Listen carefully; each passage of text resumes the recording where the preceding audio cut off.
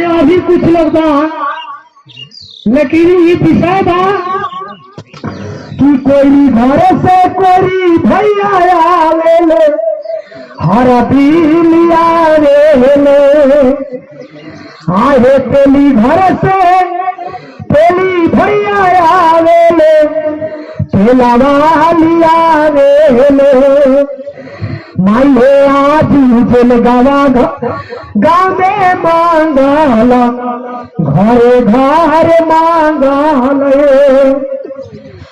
आज पूरा गांव में मंगल होता कहे बाबा जी का कहना है, शाकाहारी रहना है।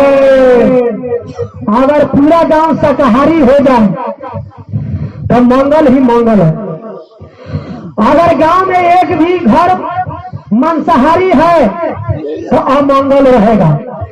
काहे कि आप लोग अपने सीने पर हाथ रख करके मंगल और अमंगल में ये बीच में क्या शब्द छुपा है जो आप लोग विचार करेंगे कि जहां पर शमशान घाट होता है वहां पर लाश जलाया जाता है, वहां पर न बेटा के दिया होता है, न लखरा होता है, न अष्टजाम होता है, न भरभेद होता है, न सत्यनारायण भगवान का कथा होता है। उसको हम श्मशान घाट मुरघटिया कहते हैं। अरे उसको क्या कहते हैं? मुरघटिया कहते हैं। इसी को हम घर में ला करके अगर इसी मुर्दा को हम इसमें रख ले तो ये हमारा पेट मुरघटिया हो जाएगा, घर श्मशान घाट हो जाएगा। तो घर में बताइए मंगल रहेगा? नहीं। तो कितनो चिल्लाएं तो हमार कोई भैया हरदी लेके आई ना तेली भैया तेल लेके आई है, न कोहरा भैया कलश लेके आई है। ऐसे पूरे गांव जनमानस के लिए बाबा जय गुरुदेव जी महाराज ने एक ही सूत्र दावा बना करके भेजे, बाबा जी का कहना है शाकाहारी रहना है। तो पूरे घर को क्यों नहीं मंगल बनाए? और मंगल क्यों बनाए? इसलिए हम सबका काफी समय निकल गया, चौथापन आ गया। हम लोग भी विचार बनाए, अरे घर को आप 5 तला मकान बनाइएगा तो फाउंडेशन बढ़िया न बनिएगा। अरे आप घर बना रहे हैं, आप फाउंडेशन अगर है तो एक तला में दीवार फट जाए, इसलिए बीम तगड़ा बनिए। आप घर का बीम फाउंडेशन कौन है? इसको आप शाकाहारी बनाइए। अगर इसको आप संभालिए तो आपके घर में निकले वाला वंशज, आपका पोता नाती आपको पैर दबाएगा, कहेगा बाबा सुबह ना पैर दाब दी, कहे कि आप बहुत मेहनत किए हैं, अरे खून पसीना बहा है, सत्संग में गए हैं, अपने इस मुख को मारे हैं और शाकाहारी अपनाए हैं, इसीलिए आपका पोता आपके घर में आकर के आपको पितृलोक तक आपका नाम रोशन कर रहा है। इसलिए कम से कम अरे जब से जननी तब से मननी। बहुत बुजुर्ग लोग बात कहता का कोई जल्दी से खैले पीले बनता का कोई या मानी की ना मानी। अरे जब से देख तब से देख, साधु संजन सोना टूटे टूटे सौदार, दुर्जन खूब कुहार के घाड़ा धक्का पड़े दरार। आप तो संजम व्यक्ति हैं आप लोग, अरे आप लोग विद्वान हैं, आप लोग पूजनीय हैं, देवता हैं, धर्मात्मा। आपके घर में पोता पोती नाती पोता जमीन जायदाद दस्तावेज है। आपको बड़ा बाबू लोग का करके आते जाते हैं, माथा पर चंदन जी का है, हाथ में कलेवा है और गला में सोने का हनुमान जी का लॉकेट है, और घर में हनुमान जी का ध्वजा है, फिर भी सुंदर कांड जा रहा है। हाँ वो सुंदर कांड मछली कहे कि हनुमानो आराधना होता रोज मछलियों जाते। अरे कम से कम घर ही में आप लोग अपना घर को स्वर्ग बना लीजिए, स्वर्ग बनाइए। आप से संकल्प बनाइए कि गांव जलगांव गांव नहीं रहेगा, एक सुनहरा बोझ बनेगा जो अयोध्या जैसा बनेगा। उसको शाकाहारी जेलगावा लिखा जाएगा। कोई आदमी के घर में मांस मछली नहीं आएगा।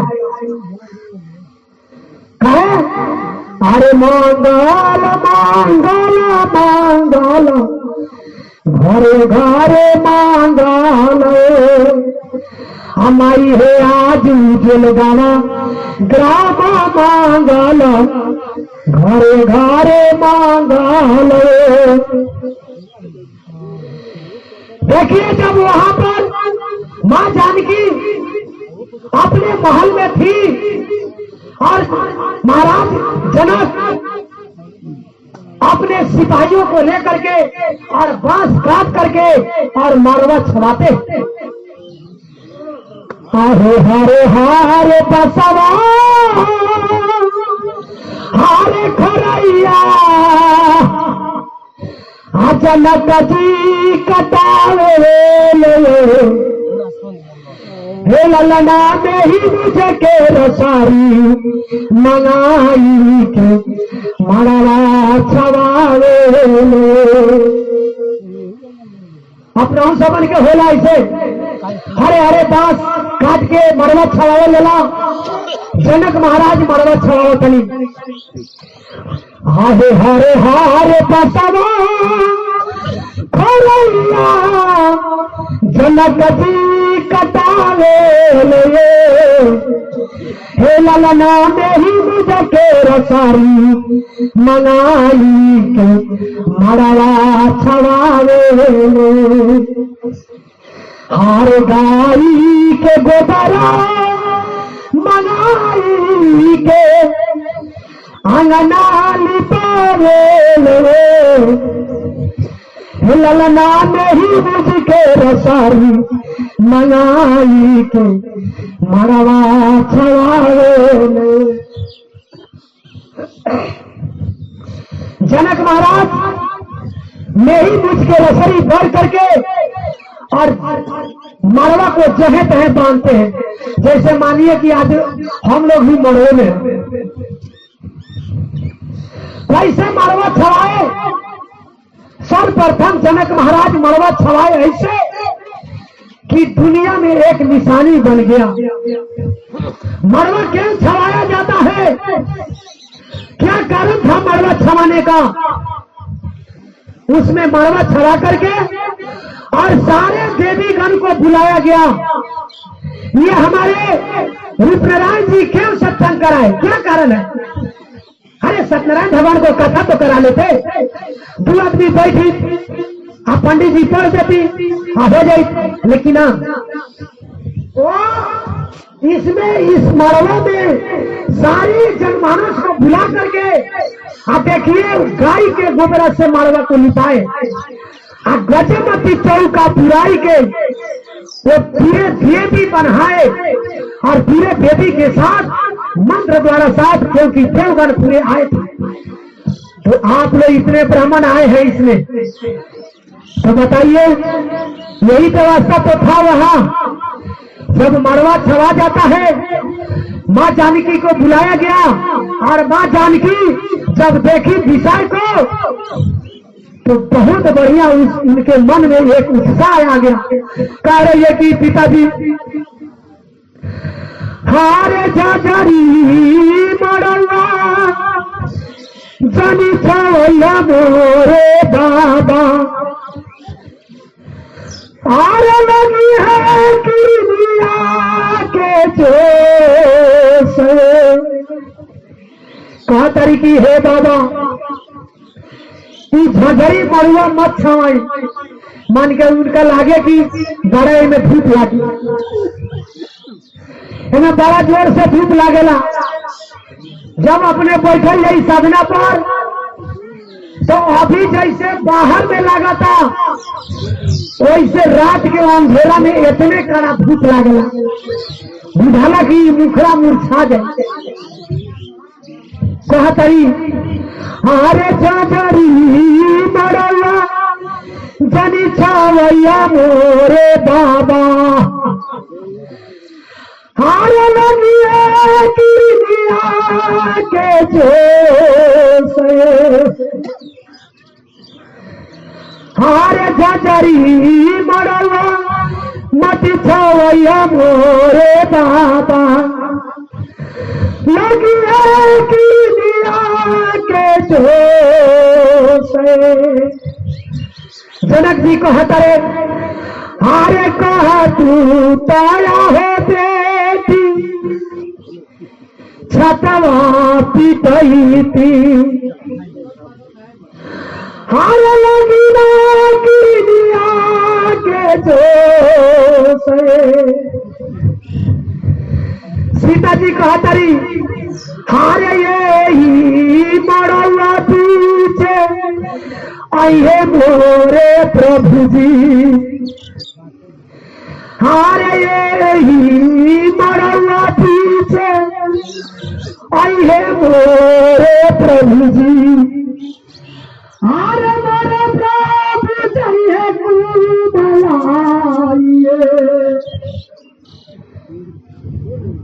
अरे कहा तू दया है बेटी छतवा पिटई थी हारे लगी ना की दिया के जोश।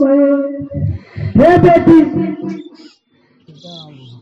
अरे एगो साधक के कौन चीज के कमी बादशाहों के बादशाह भलाई गरीब हो सकता कहता रे जनक महाराज विजय महाराज की बेटी अगर कहती तो छत पिटवा देती तो कहतरी हारे कहे लागी बाबा है छतवा पिटई बा अरे करी हाथ चदरिया के आड़ हो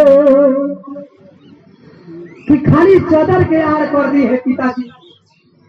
हारे अभी ले पानी बाबा रऊ रे मरौआ जैसे बिटिया बेटी को हतई हारे अभी ले पानी बाबा रऊ रे मरौआ हारे बिहारे विदेशिया के साथ।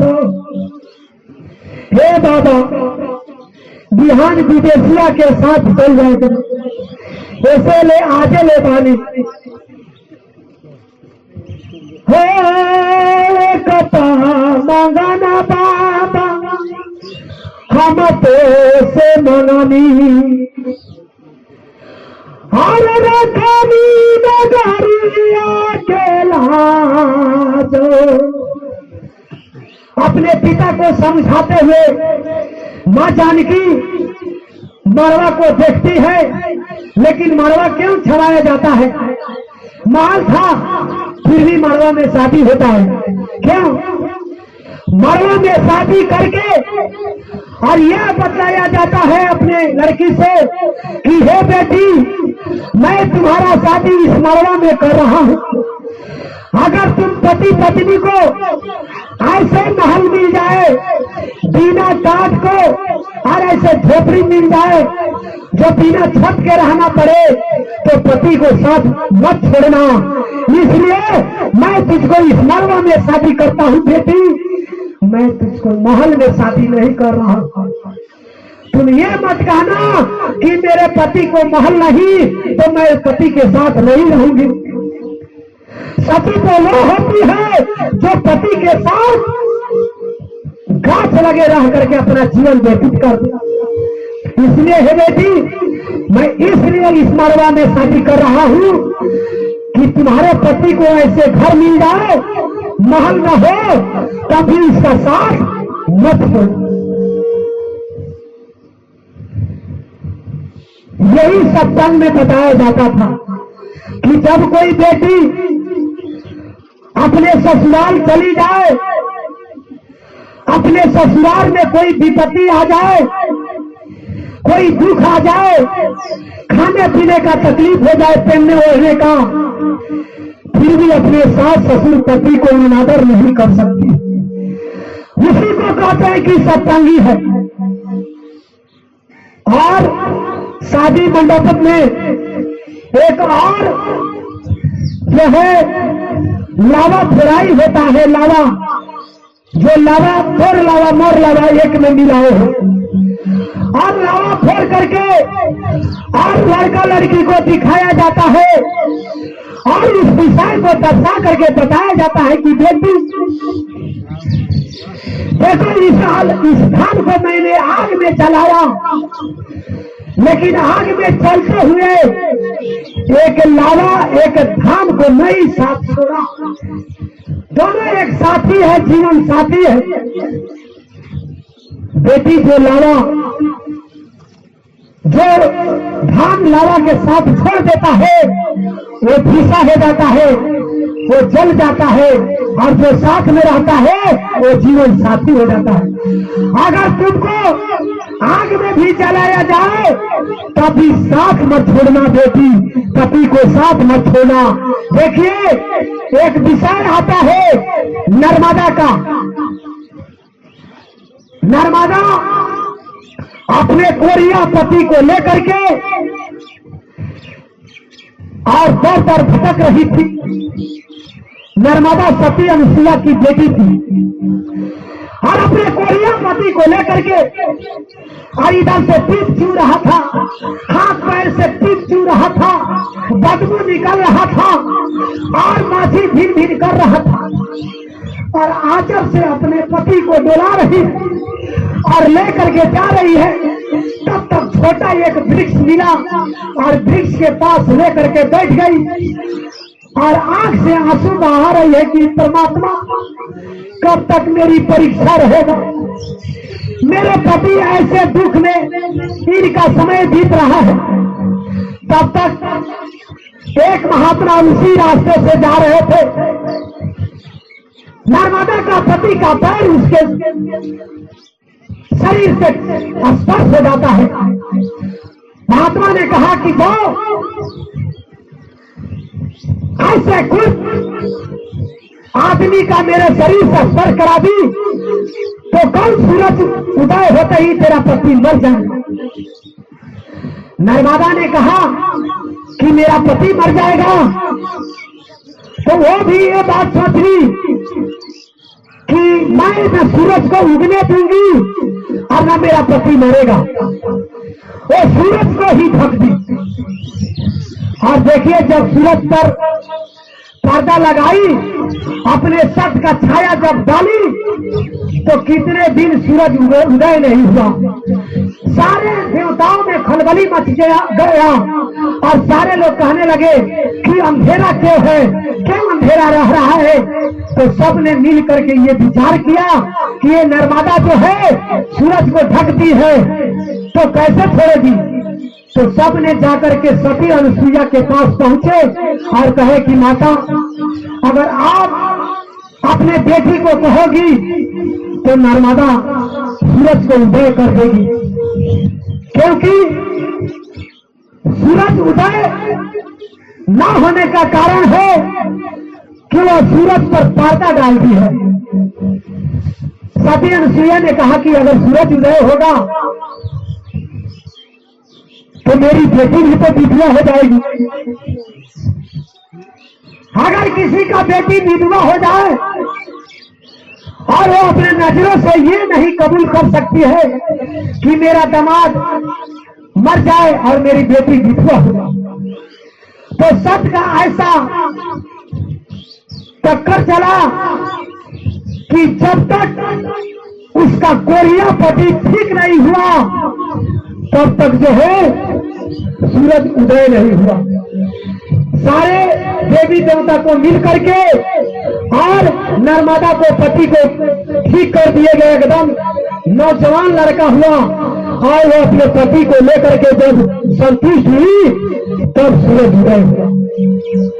इसी से कहा गया है कि सती सावित्री वृंदा नर्मदा सती अनुसुईया ये सती थी कि उसके सत प्रताप से बड़े बड़े जो है महात्मा और बड़े बड़े वीर चक्कर काटते रह गए।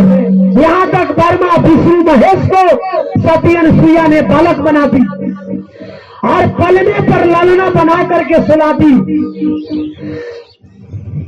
और सती सावित्री सतवान जब मर जाता है तो वो भी जमराज से प्राण लेकर के आकर के अपने पति को जिला ली ही नहीं, 100 बालक के लिए 100 पालना बनवाई।